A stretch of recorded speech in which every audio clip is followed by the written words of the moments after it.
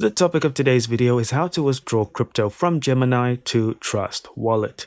Alright, so here we are in Trust Wallet, and the first thing that we need to do is go to Receive. Now here in Receive, we just want to copy the address of whichever crypto we want to send. Then we're going to jump into Gemini.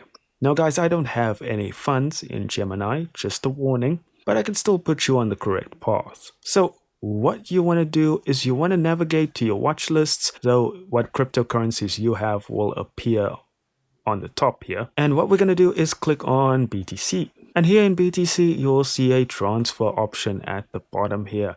So you can just click on transfer and then you'll see send.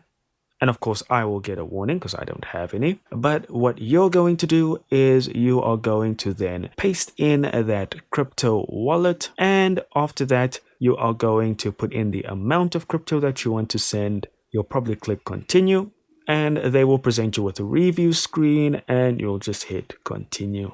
And that's all there is to it, guys. Thank you so much for watching. Do consider liking and subscribing, and I'll see you in the next video.